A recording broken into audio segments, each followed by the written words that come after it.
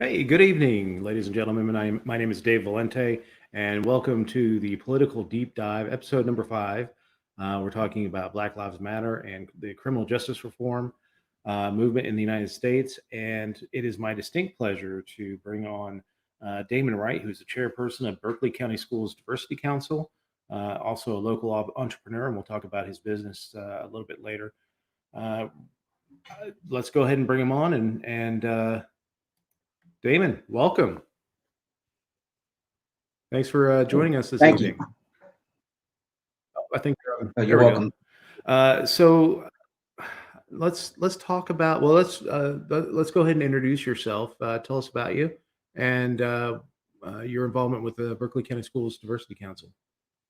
Again, like I said, my name is Damon Wright. I'm the chairperson for the Berkeley County Schools Diversity Council. Been the chairperson probably for the last 5 years. Basically, we are an advisory group. We advocate for students and staff. We try to push for more diverse curriculum, more diverse staff, and not just in terms of race, but also in socioeconomic, special education. Basically, we try to speak for those that, in the majority of time, don't have a voice. We try to also push for, like I said, better education, push for diversifying the books that the children are given. English, social studies. We feel that every single subject, you can bring in a diverse perspective. Unfortunately, that doesn't always happen. A lot of times it's fear from the teachers or they just don't know. So we try to be a resource for them, to try to support them however we can. But mainly, like I said, we try to encourage or push the school system to make changes, much needed changes for everyone. Yeah. Students see teachers and administrators that look like them or don't look like them, actually, that are from the underserved groups, then they are more likely to look up to them. For example, if you have a black student that sees a black principal, you're like, wow, that's something I can aspire to. It's not out of my range, but also it helps the other students as well because they see I can learn from someone that doesn't look like me. A lot of times, if you see somebody that doesn't look like you, you're like, well, I have nothing to learn from them. They're beneath me or whatever. You may not say it out loud, but sometimes subconsciously that's what happens. Yeah. It's just from our surroundings and our upbringing. So that's what we try to push for. And like I said, try to do various events. It's of course different now because of COVID, but hopefully when we get back into school, we'll be able to do a lot more to help everyone. Yeah. So talk about COVID a little bit. I mean, uh, how has that impacted you and your council so far? Well, it's affected us because well, a lot of times what we would do is we could go into the school system.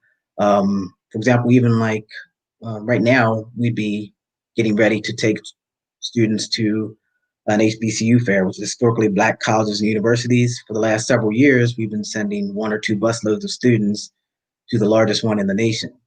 But unfortunately, because of COVID, can't do that.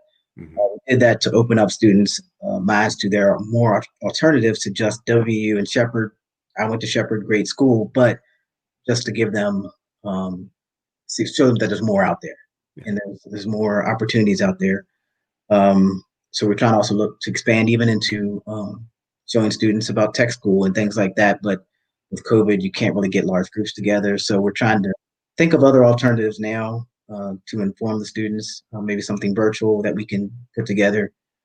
But that really, like I said, we'd even go into the schools and talk to people sometimes, but it's just like I said, you can't really do it now. Yeah. Yeah. Of course. All right. So this summer, was the talk was dominated so much throughout the summer over the what really hit the conscious of Americans first was the killing of George Floyd in Minneapolis. He was pulled over for allegedly passing a fake $20 bill at a local market, and it ended up in a police officer kneeling on his neck for almost 9 minutes and him dying. And the outrage that sparked from that, really flowered out. And then that's when people started looking at other things that had come out, like Breonna Taylor's murder, and the injustice behind that had been brewing in the background, but it really came out to the forefront as Louisville made that decision not to indict the officers on that killing. Um, so talk to me a little bit about uh, when you realized that this was going to be bigger than the other the other times where we've seen young African American males killed in police interactions, where you see some localized protests, but nothing on a national level like this. Um, I was actually surprised but encouraged that it went on so long, which was Mhm. it was good. I was shocked but pleasantly surprised because too often as a nation we've let things just slide under the rug. We've ignored things. Um, I think even just like the names you mentioned, even like Philando Castile, he had Mhm. a firearm, just went to reach to show, hey, here's my ID, and he gets shot. Yep. Because unfortunately, we as a society have trained people to think that Black people, especially Black men, are automatically a threat. We're automatically going to be violent. We have to look out for us. Our young men, 13 or 14, are now looked at as much older, whereas everyone else's children, oh, they're just a little child, they're just young, they make mistakes. Whereas my 13 or 14-year-old, oh, they should know better. So those type of biases, and then even in the media, with even when I was growing up, watch we get 25 alive. You watch that, and most arrests, you would see the Black person getting the perp walk, or somebody else. You just hear the story. You don't actually see the person being arrested, so it makes people think, oh, it's always them. They're committing all the crimes, and it's not never us. And that us versus them mentality. So I think just people had enough. It was just get tired of constantly, if you kneel, it's wrong. If you hold your fist up, it's wrong. No matter what Black people do to protest something, it's always wrong. It's never the right way. Mhm. No matter how nonviolent it is, it's always wrong, and that's been that way for generations. It was like that way for Dr. King. A sit-in. Oh, that's wrong. You're disturbing business. Um, do a march. Oh, now you're in the way. It's always wrong for us. But if somebody else does it, then it's not that big a deal. We have our rights. I mean, Black people have just been fighting for civil rights, just to just be civil to us, just treat us like you would anybody else, and we can't even get to that point as a nation, and we don't want to talk about it as a nation. That's the biggest problem. It's always, oh, you all need to get over it. Stop always bringing it up. Slavery was so long ago, and yes, it was a long time ago, but we are still facing the repercussions of it because we never discuss it. We never talk about all the things that have happened since that point and how it's affected our society. We continue to just ignore it and keep saying, get over it, get over it. I always ask people when, like, even with the Make America Great Again, I say, when was America great for Black people? I mean, when legally were we equal to the majority? And they can't even. Well, I think it was. It's like, no. I said civil rights movement was what, 50 years. It wasn't even within the last 50 years. We still don't have the same rights. We're Mhm. still fighting for just getting the equal rights, not more, not greater or anything like that. It's just we want to just be equal, and we can't even get to that point legally, let alone as a society talking about it and being equal. It's Yeah. all. It's simply, equal protection under the law is why I don't see how people don't see that there is an equal protection under the law. That's just the basic thing. Well, I think a lot of times it's they don't see it because it's not happening to them. So Mhm. if it doesn't happen to you, then automatically it's somebody's making it up. I mean, before people had cell phones and could record everything, is they're automatically going to believe what the officer says. Of course, the officer may be doing it to get his numbers up, and hey, who's going to care about this person? Nobody's going to care. And if they say anything, it's my word against theirs. They're automatically going to believe me. So that was the thing. Oh, I've got to take the officer's side. And then video comes out. Then it's even more excuses. Well, there must have been a reason for it. Oh, he should have just complied. He shouldn't have ran. He shouldn't have. It's always those things because it's still not happening to you.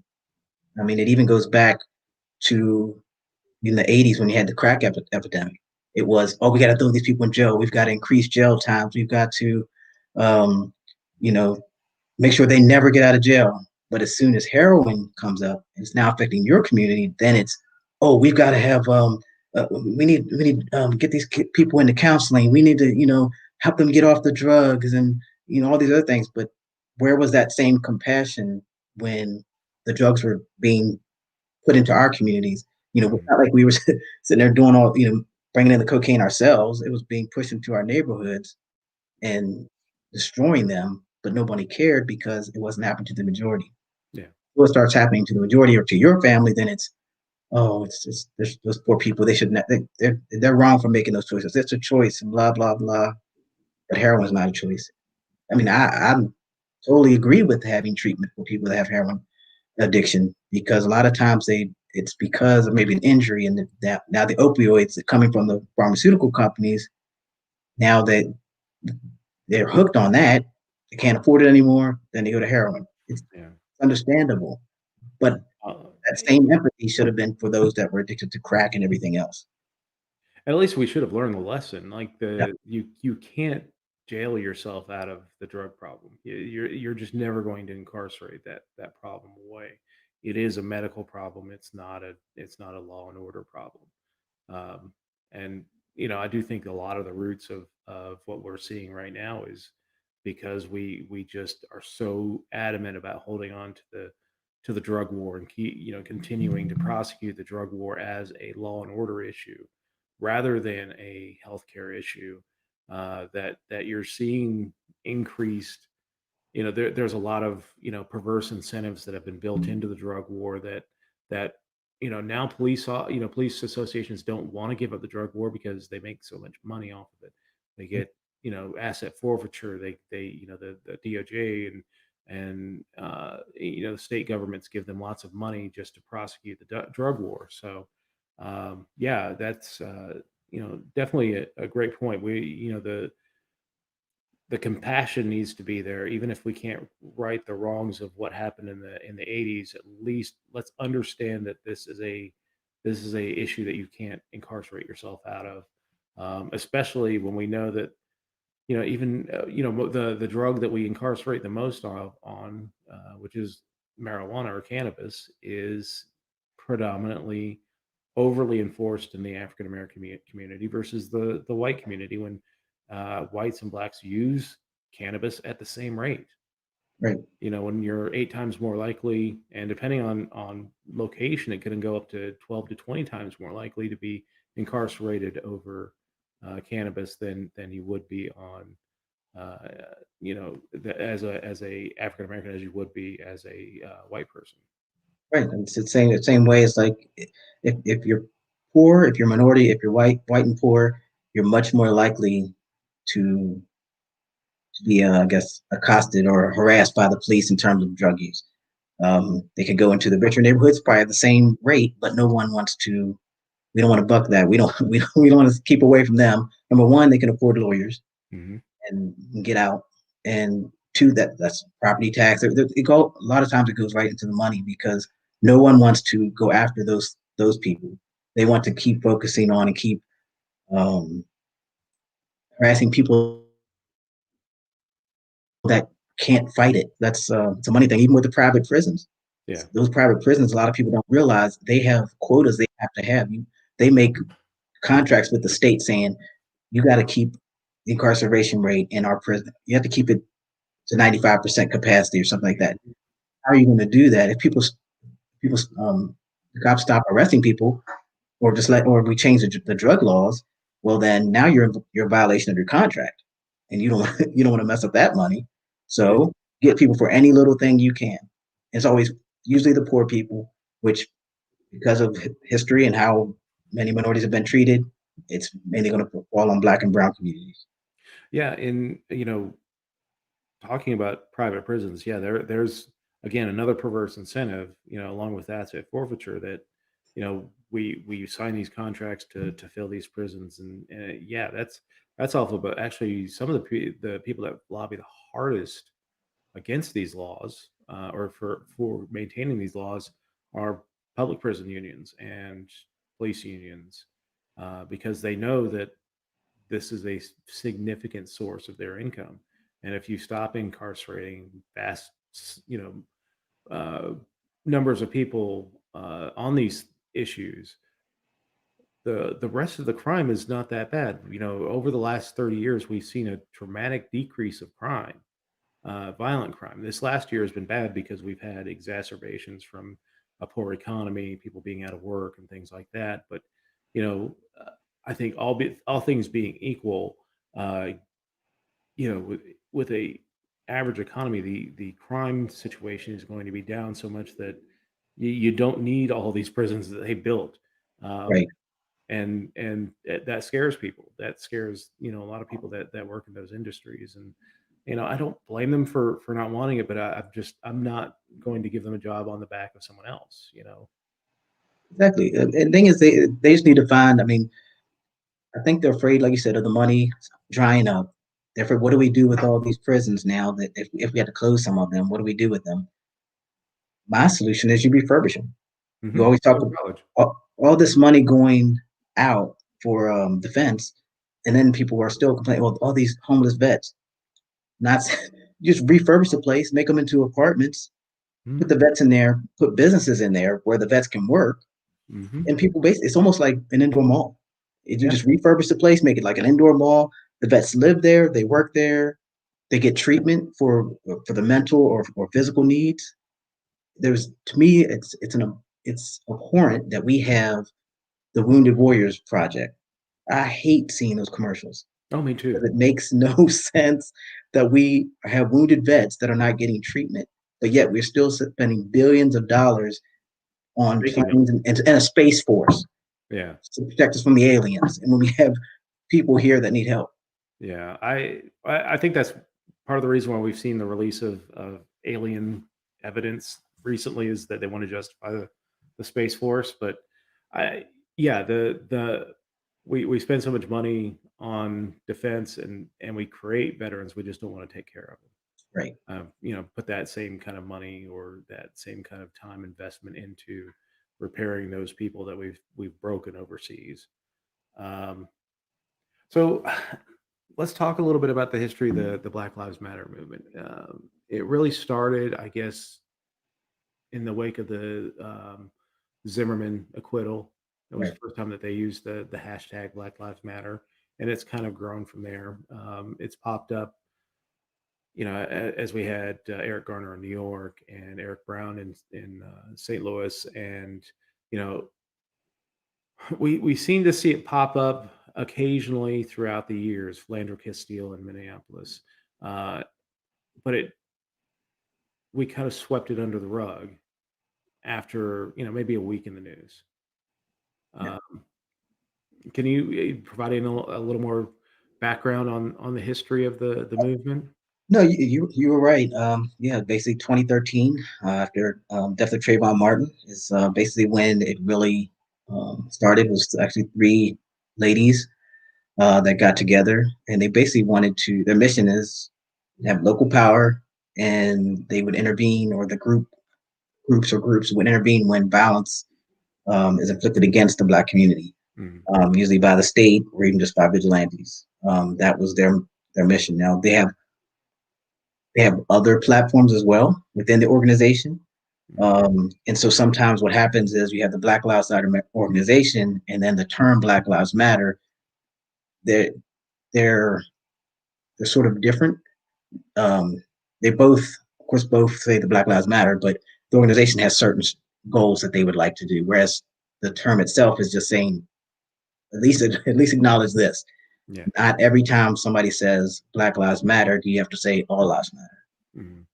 That's actually a slap in the face, because all should include Black, but usually when people say that, they don't mean all. They I mean always thought that perhaps, uh, to make it clearer, that if the word "to" had been slapped on the end of it, I think it would have been Right. a lot clearer for people that would at least abate the idea. I think people would have thrown out all lives matter anyway. Mhm. There are people who are just intellectually dishonest enough to not to throw that out there. But that's really what this is saying is that look, Black Lives Matter too. Right. Don't don't stop the killing, stop the senseless brutality within the neighborhoods. Uh, you know, give us some criminal justice reform. Give us some space to run our own lives. Um, Right. but yeah, that was to me that was the thing is I got it I got it early on that this is Black Lives Matter too. Don't conflate it as Black Lives Matters Black lives are superior to anybody else's lives. It's just that treat us with the same respect. Yeah, and I think that's the point. And also, I always ask people, okay, when in America, if you say all lives matter, okay, well, when in America have white lives not mattered? They've always mattered. But you can point to the entire history of the country when black and brown lives haven't mattered in this country. So that's where, like you said, the two we matter too. We should matter just as much as you. But unfortunately, historically, you have not treated us that way, Yeah. and we continue to fight and ask for that. Um, and I try to get people to understand, even over the summer with, people rioting and the violence and things like that. I I ask people, okay, how mad would you be if for generations these atrocities kept going upon your community over and over and over again? Why hear the term black on black crime, but you never hear the term white on white crime, even though over 80% of white crime are committed by other whites because it's who you live near. Hmm. So it's most crimes are crimes of convenience because that's who you're near. But we never hear those terms, and you got to understand people feel justified with the anger over losing one election, but can't imagine the anger somebody would feel over generations of not even being considered human enough to be equal to you. So that's the thing that's so if people would think about it that way, they what they should really be thinking about is I cannot believe black people haven't just tried to kill us all already, just simply because of how we've treated them. I mean, we have been trying to do peace, but we've been doing all kinds of different ways Yeah. to get it across to people. Just please, just treat us fair and equal. We're not, you know, nobody wants to go the violence route. We tried to do the Martin Luther King way of Hmm. nonviolence, and he got shot and killed. So it's like anytime there's black progress, then there's seems to be a white rage against that. And well, we can't have that. Let's come up with a law. Let's make sure they can't vote enough. Let's redline them. Let's devalue their property. Let's do all kinds of things to make sure that they cannot economically, so in society, any way that they can even get close to us. Yeah. So, like I said, the organization they have a lot, and they're not super pro Democrat either because they will hold Democratic leaders to account in a lot of ways as well. It's pretty much as anybody that doesn't advocate for major change. If you want to keep just the status quo, the Black Lives Matter organization is not backing you. Now they may vote for you because you may be the better of two evils, but they're going to try to push you to move things forward in a faster way.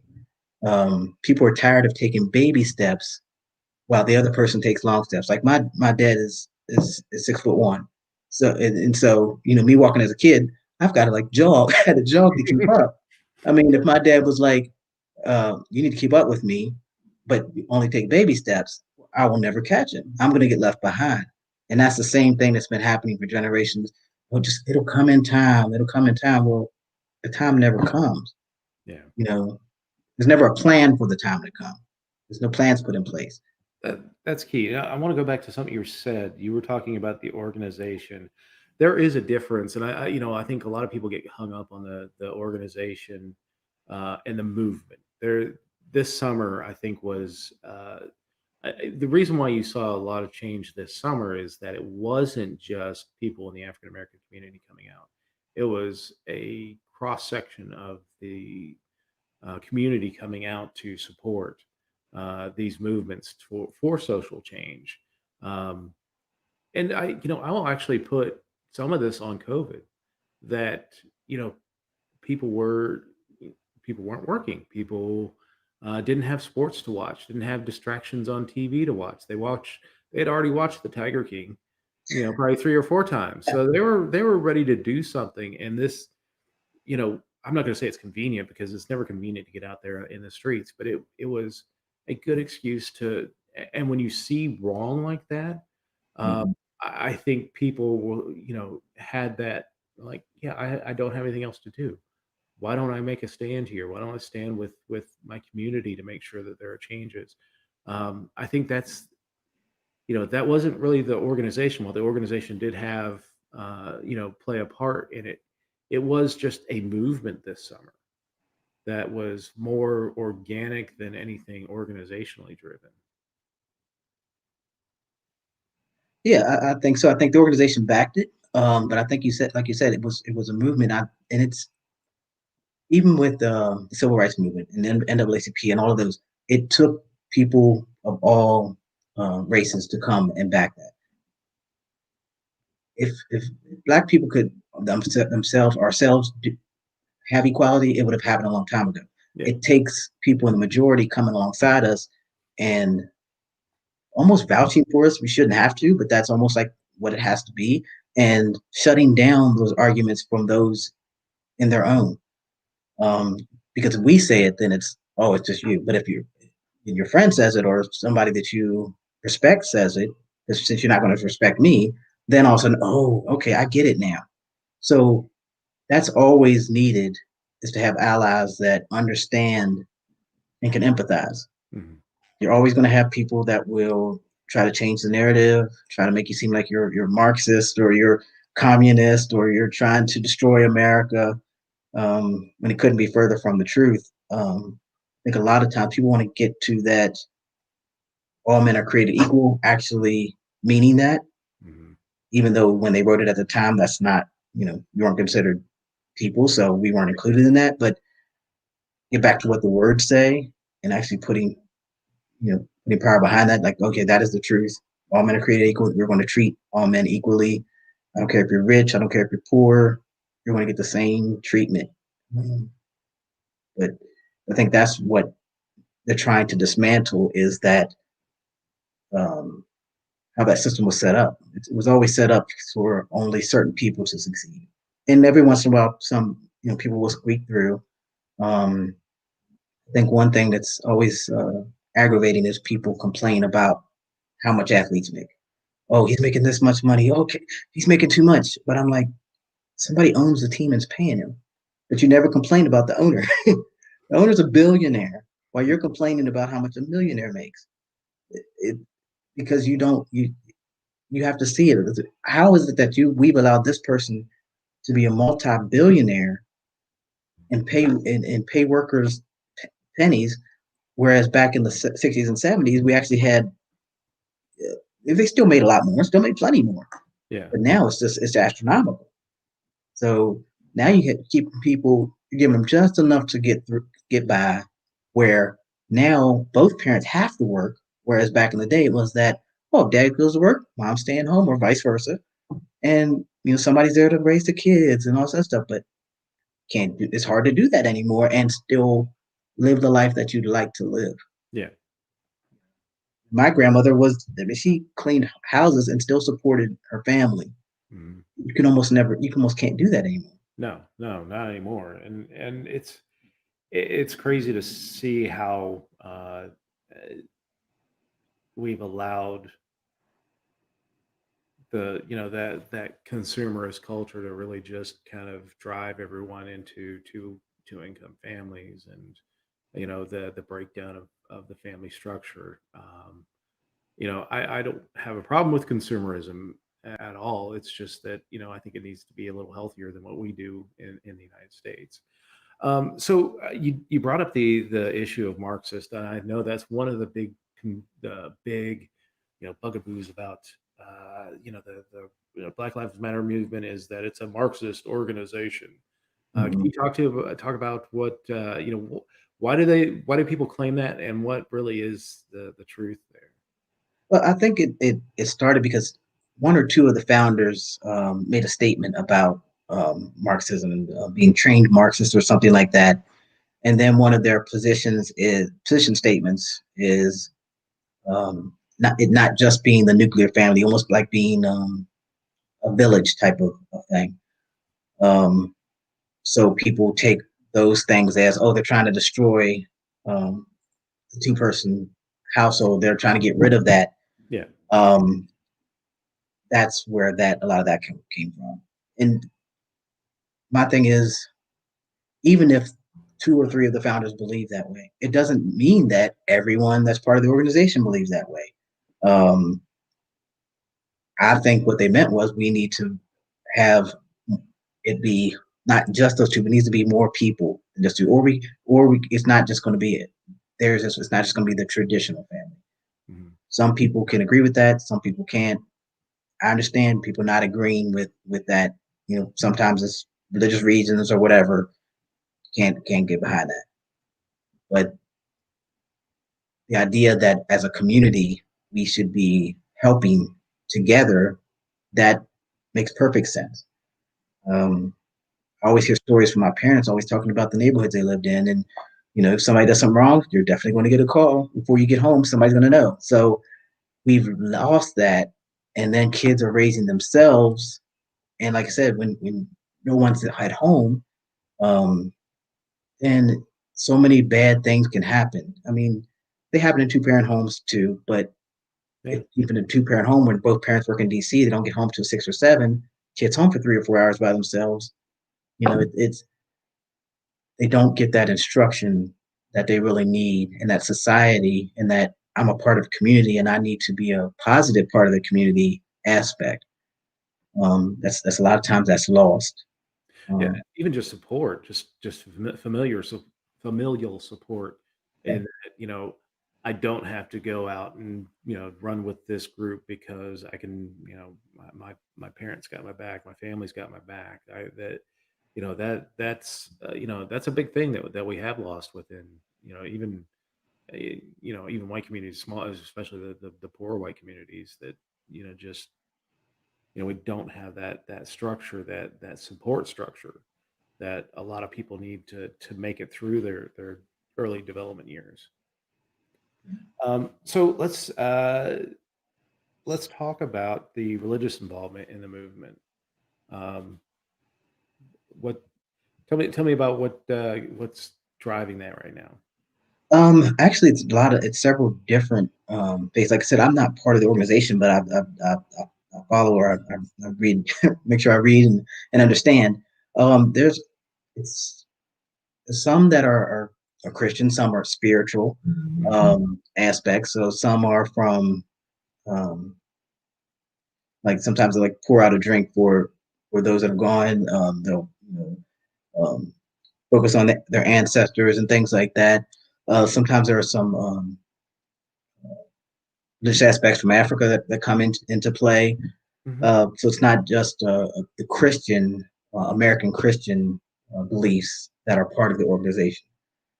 I think that's why some churches are a little leery about it, just because it's not necessarily a Christian thing. There are some Christian churches that back the movement, some don't.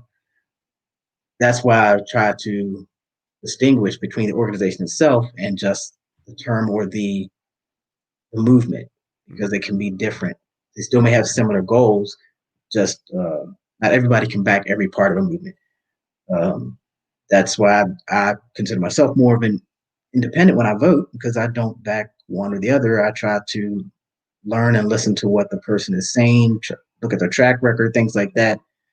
So it's the same thing. You don't have to agree with every aspect of a platform to agree with the platform, agree with the organization itself. Yeah. So let's talk about where what would you like to see within criminal justice to help kind of heal the divide between uh, you know poor minority communities and the police that are supposed to serve them. I think one of the biggest things I'd like to see is accountability. I think that is what has been lacking.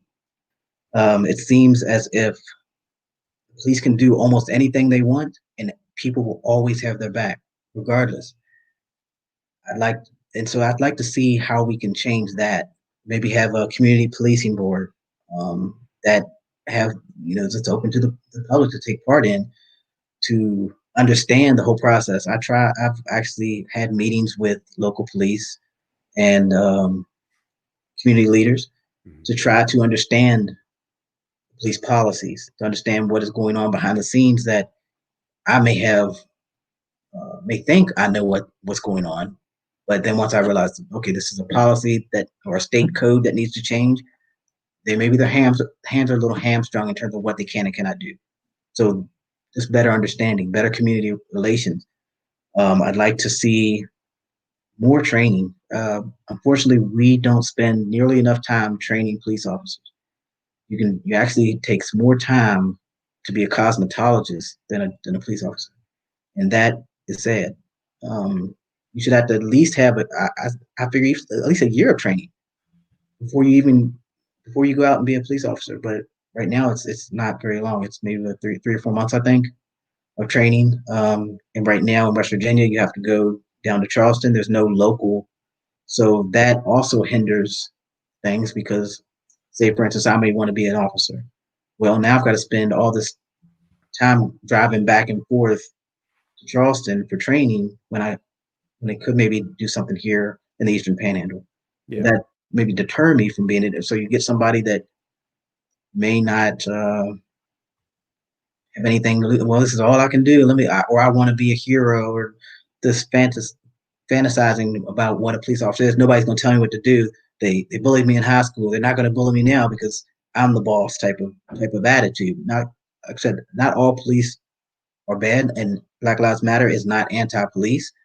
They're actually pro-police that are doing the job effectively, and they actually would like them just to focus on law enforcement and not everything else in terms of trying to heal society. Mhm. So being held accountable, not getting away with everything, allowing whistleblowers, no matter if you're the first day in there or you've been in there 20 years, if you see something that's wrong, you should be able to write a report, tell, and be kept confidential, and that officer be held to account. And if they're fired for police brutality or an unwarranted shooting or something like that, they never work anywhere else in law enforcement. You can't just go from Martinsburg and okay, now I'm going to work in Hagerstown. Yeah. Yeah, that was one of the big things that we pushed this summer was, we believe in getting out of the qualified immunity, which basically says that, and the Supreme Court has ruled that basically, a cop can't be held accountable individually for their actions. It's the community is held to account for the cop's actions. So whenever there is a judgment for someone who's been wrongfully killed or wrongfully beaten, it's the community that pays for Right. it. My idea would be to remove qualified immunity and make cops be like, in New Mexico, we had security guards who were allowed to carry weapons, but you had to be bonded and insured. And the more wrongdoing you did, the higher your insurance rate. If you did wrong, your bond went away. You had to rebond. Um, and then it would become a point where it becomes prohibitively expensive for themselves to actually be a law enforcement officer. They would have to find some other profession because they just couldn't. Either it was too expensive to get insurance, or they couldn't get insured to practice law. That's one of the solutions I'd like to see, which removes the cop does wrong. Why should everyone in this community get fined for it? Right. That yes, it's a shared responsibility that we have a police department, but if you're, it also removes any of the prohibitions of a cop doing wrong because they don't have to write that check. It's somebody else writing that check now. Yeah. And I think I thought of another thing as well, because just in my discussions with the local police, is even having better reporting. Because right now, um, say for instance, I were to get a traffic ticket, there's nothing that's tracked in terms of my race or anything else. So, say I'm a rogue officer, and say I hate white people, and I always let black people off. Any person of color I let off. Mhm. But all my tickets, they're all going to white men between 45 and 55. Yeah, You know, I hate you guys. So this is what I'm gonna keep doing. There's no way to know that I'm doing that. I can do it, and there's no recourse. And the only thing that tracks by race is an arrest, and that goes to the state. Our local police don't even have a database set up to track those things. So mhm. we're trying to push for them get that information, put it into a database. That way, it protects you because if you have a rogue officer, you can catch it early, or maybe there's some retraining you have to do, or anything, because it may not be based on race. It could be I'm just letting off. I love women, so you guys, sorry, you're going to get the brunt of the tickets, ladies. You're getting off. Yeah, So anything like that, it's a protection thing. It's making sure that the officers are trained and they're doing the job and being equitable to everybody. But you can't say we have a great police department if you have no data to back it up. It's exactly. like the school system. Oh, we're a great school, but we don't keep grades. Yeah, exactly. That's a fantastic idea. That should at a minimum have that kind of database. They're also, you're right, the them not having a database of cops who have been fired for misconduct. There isn't a database to single them out. So you'll see, we saw it in New Mexico all the time. Somebody would get fired in Albuquerque for abuse, and then they get hired by some small town in New Mexico that is a world away from Albuquerque, and no one would know, um, that this guy has a history until he does something in you know, Alamogordo or Portales or wherever they were at in New Mexico. So let me read a comment. We got a comment from Travis Rednick, my partner on my other podcast. Anyone who believes that Black community in America isn't treated differently hasn't spent a day in a predominantly Black community or seen police interaction firsthand. I wholeheartedly agree with that. Like I said, it's based on what you've experienced. If you experienced all great things with the police, or hey, my brother's a cop, or my husband, or whatever is a cop, and they're nice people. Well, they may be nice to you, but you're not on their job. You don't have a job with them. You don't know what they do. Say they're angry at the wife. Oh, hey, well, pull this guy over, beat him up a little. I'll just say, hey, he fell or he resisted. Yeah. Blow off a little steam and go back to work. It's my word against his, and you're definitely going to believe him. So it's like I said, the majority I think of police are decent as far as I know, but there's no way to know because even the good ones are bad through their silence. Because if you know that you have a rogue officer on the force, that you don't say anything, or if you're forbidden from saying anything because it's almost like you don't want to lose your job. Yeah. If you tell, you're probably gonna get fired or get held back from moving up. Mhm. So I see the pressure on those that are trying to do right, but we have to, like I said, have protections for them so that they can do their job. They can report on those that are doing illegal acts, but unfortunately, they don't have that protection. Yeah, and usually when this stuff happens, when George Floyd happened and things started blowing up, a lot of people would say, "Oh, it's just a few bad apples," but they just completely forget the whole rest of that parable. And that a few bad apples do what? They spoil the bunch. So you need to get the bad apples out before they spoil the bunch. Because if you don't address it, if you don't address the bad cop, you're tainting the entire force. And you're right. They do face either being ostracized or fired, or that they violated the thin blue line, so they're harassed by their fellow officers for doing that. I always thought the thin blue line was probably the worst thing that ever happened to policing. um, that you can't build a positive culture on maintaining silence and backing somebody 100% of the time, because this is human nature. You can't you can't back everybody who you work with. I think of all the people that I work with, and if they did something wrong, I would absolutely have no problem saying that you're doing wrong. Right. Uh, that any corporate culture or any governmental culture or anything like that, any job culture that is built on silence to protect, the brotherhood of some, that idea, is not a healthy one at all. Right. And thing is, like, it's not just even white officers. It's the policing itself. It's that you're trained that we are a brotherhood and everyone else is the enemy, Yeah. and it's almost like it's a war aspect. Everyone else is the enemy, and especially these people we need to be extra violent with, or shoot first, ask questions later. It's that mindset that does it. So regardless if it's a black officer, Asian, whatever, you saw that George Floyd, there was an Asian officer just stood there and let it happen. Hmm. Wasn't trying to stop it. It's just because that is the culture. We have to back ourselves because no one else will. Yeah. And if you look at training throughout the country, especially over the last 20, 30 years with policing, has been a very focused on military tactics. Bradley Balco, author, he writes for like USA Today and the Tennessean. Very great. He does a lot of great stuff on criminal justice reform. He talks about the rise of the warrior cop and how what the SWAT team that originally formed out in Los Angeles, special weapons and tactics, has really proliferated even to the smallest towns and used on everything. What it was originally for hostage situations and thing in bank robberies and things like that has swollen to be used for like code enforcement.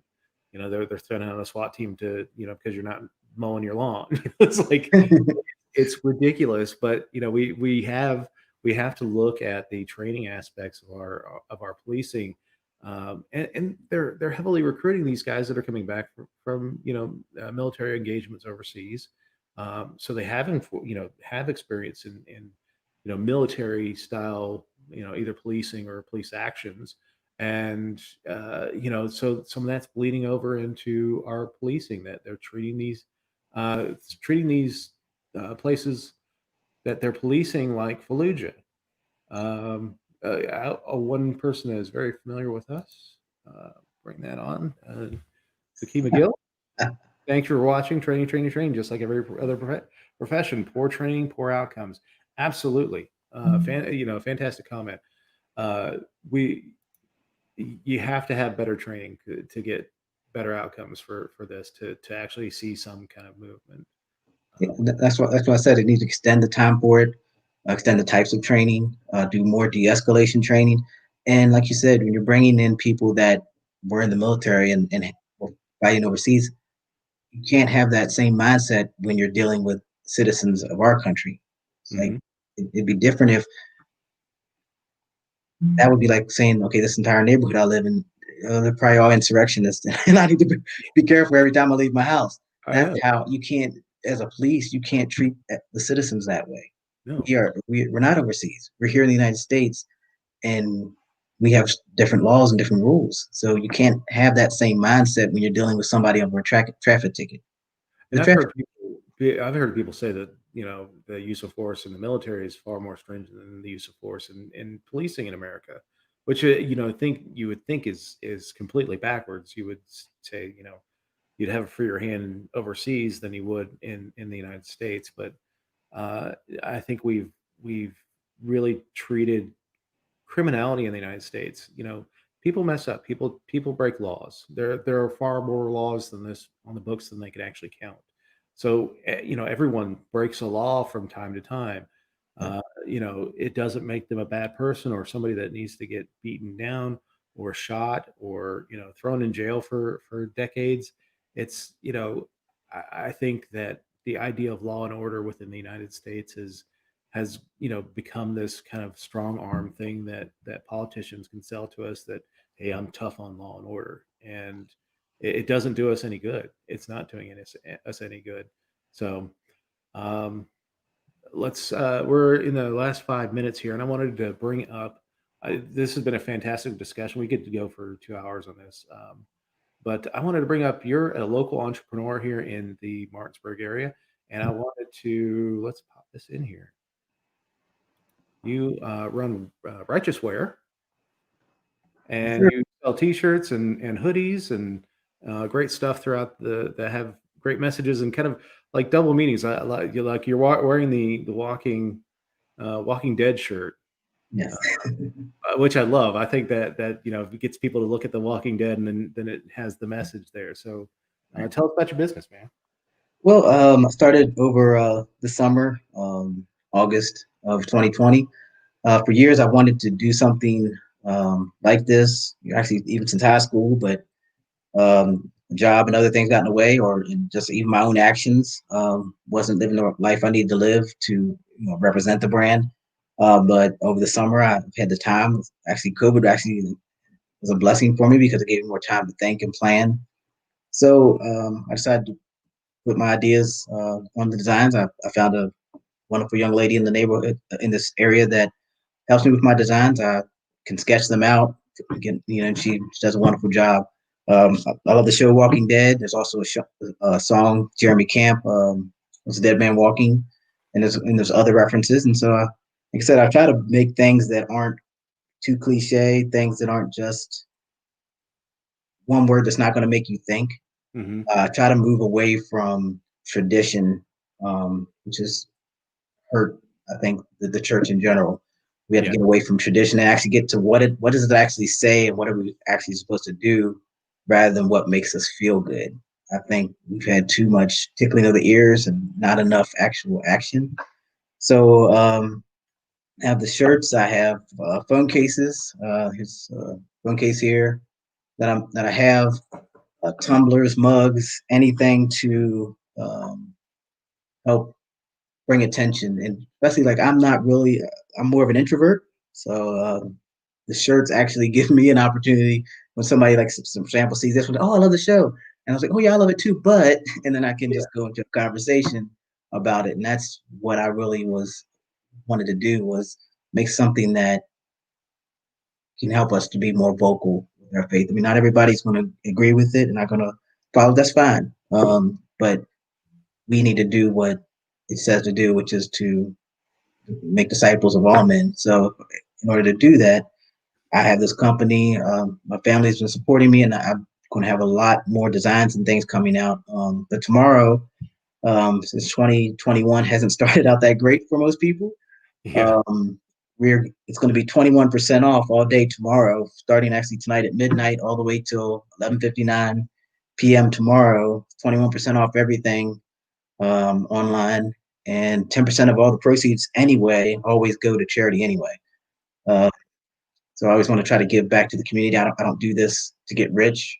Like I said, I already have a full-time job, plus this job, plus the diversity council, plus all my other volunteer work. So my wife's like, you can't take on too much more around, but that's why I do what I do. So like I said, all day tomorrow, it's Martin Luther King's King Day, and it's Reverend Martin Luther King because everybody else wants to leave off the Reverend Yep. because he was a champion for civil rights, but his first priority was the ministry. So that's why I want to try to get back on tomorrow, especially. Awesome. Well, you know what? I really appreciate you doing this. If you look at the bottom, that's the website there, righteouswear.com, and it's spelled WRIGHT. Nice play on words there. I really like that. But you know what? It's been such a pleasure having you on the show tonight. I really appreciate it. Like I said, we could go 2 hours, and I'll definitely have you back for further discussions, especially as it's warranted. Hopefully, the Biden years will be a little calmer than Ugh, in the summer. I'm not hopeful, but yeah, I hope, but I'm not hopeful. So. right. But anyway, thank you so much for coming on. And for those of us, those of you tuning in, we'll cut over to the After Dark show. Damon, you're of course more than welcome to hop on over and join us. It's a little more off color though. So, but anyway, thanks everyone for joining tonight. We'll talk to you again next week. Next week we are talking about Iran, and I'm doing a solo show for that one. I'll talk about the United States history with Iran, or our history in dealing with each other through this up until the 70s, and then our fight between each other that's gone on since 1979. So I really look forward to that one. I did this on WNR R&R, which is where Damon and I have crossed paths on last year when Qasem Soleimani was assassinated. It was a great hour, and I look forward to doing it again. So join us next week, and I'll see you guys then. But if you want to come over to the After Dark show, it'll be starting here at 9 o'clock. All right. Thanks for having me. Thank you. Take care, everybody.